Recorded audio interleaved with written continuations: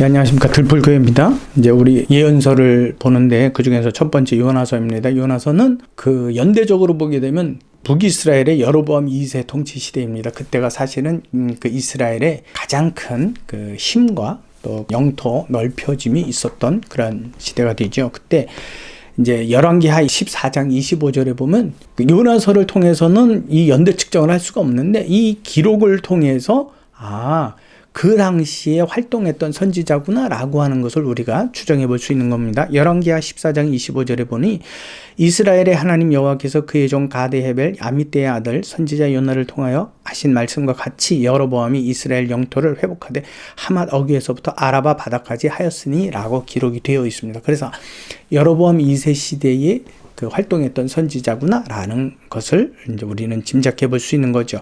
그러므로 대략적으로 그 연수를 따지게 되면 그 기원전 8세기 전후의 선지자다. 그러니까 그 예언서 기록의 연대로 봐서도 또 활동했던 그 예언자로 봐서도 아마 최초의 선지자라고 볼 수 있습니다. 물론 성경이 그보다 여로보암 1세 시대에 활동했던 또 하나님의 명령을 받고 움직였던 선지자가 있기는 하지만 이렇게 기록 문서로 볼 때는 지금 그 요나 선지자가 처음이라고 하는 이야기입니다. 하나님께서 요나서 1장 2절에 보면 그렇게 말씀하십니다. 너는 일어나 저 큰 성읍 니느웨로 가서 그것을 향하여 외치라. 그 악독이 내 앞에 상달되었음이니라 하시니라. 여기 중요한 동사가 나오죠. 일어나 라는 겁니다. 일어나 라고 하는 그 전환은 내가 하던 일에서 그 방향을 틀어 하나님의 방향으로 눈을 돌려 그곳으로 향해 나아가라는 하나님의 명령을 이야기하고 있는 겁니다. 신약 성경에서는 보라라는 말을 많이 쓰죠. 자, 일어나. 이제 요나야, 네가 하던 일을 멈추고 일어나. 내가 너에게 지시할 그 땅으로 가서 그곳에 말씀을 선포하라라는 말이죠. 근데 요나는 이 말씀을 듣고 도망을 갑니다. 그 도망을 가는 이유에 대해서는 다음 시간 이걸 마무리하겠지만 도무지 니느웨에 가서 할 마음이 없었던 겁니다. 그들이 하나님께로 돌아온다라는 걸 요나 자신이 용납하기가 힘들었던 겁니다. 왜? 이스라엘의 적이었기 때문에.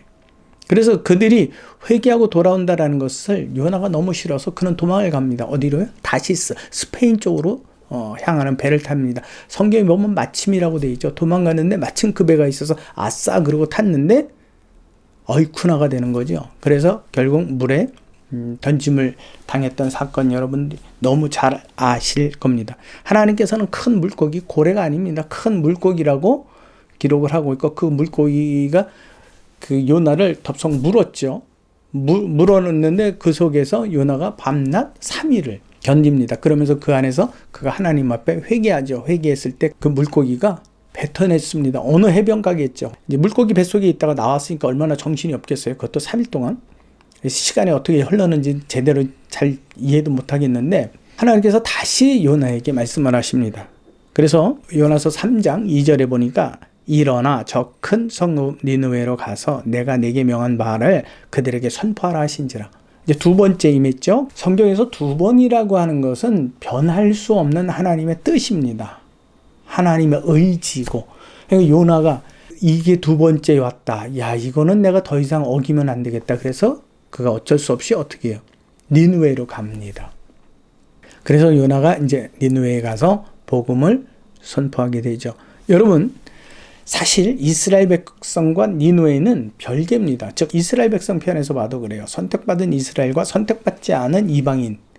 완전히 분리가 되는 거거든요. 근데 하나님이 그들의 죄악에 관하여서 관여를 하고 계세요. 관심을 갖고 계시단 말이죠.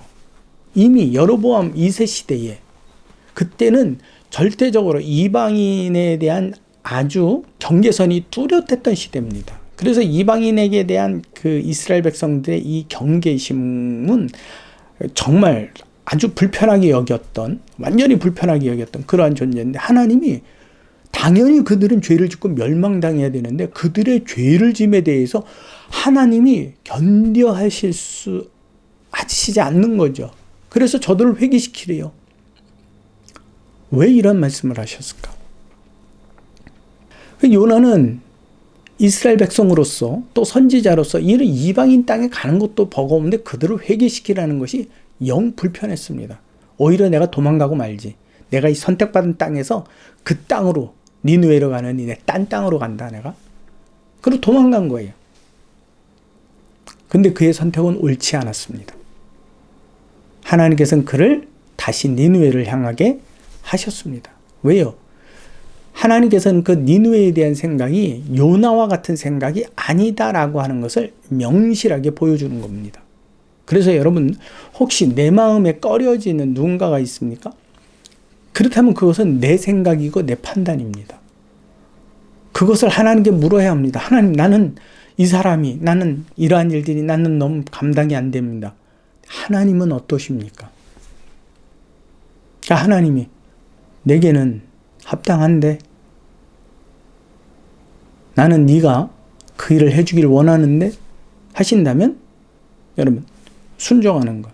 여러분 그게 그리스도의 제자로서의 삶입니다. 성경에 보면 또 누가 있죠? 베드로가 있죠. 그는 자기가 나면서부터 이 부족한 짐승들을 먹어본 적이 없대요. 근데 그를 부르는데 이방인 고넬료가 불러요.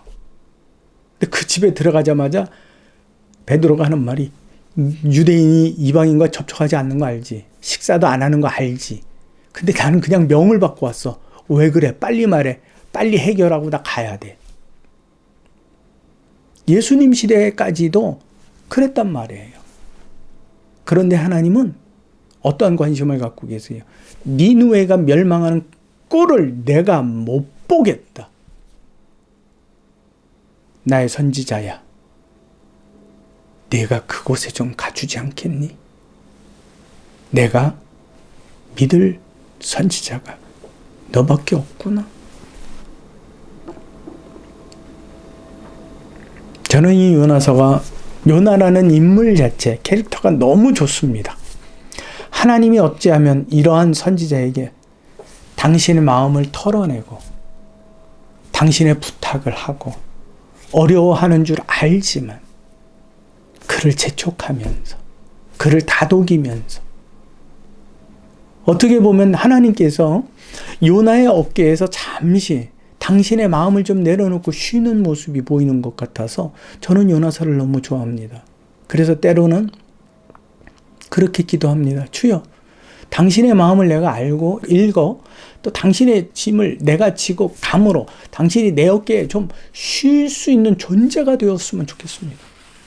그럼 아무리 이리 보고 저리 봐도 내 자신 그런 것 같지 못해서 그저 마음이 아플 뿐이지만 여러분 우리 요나서를 읽으면서 그렇습니다. 하나님 요나에게 하신 그 부탁을 내게도 하옵소서. 내가 땅끝까지 이르러 당신의 마음을 시원케 하여 드리는 당신의 소원을 이루어 드리는 요나와 같은 존재가 되겠습니다.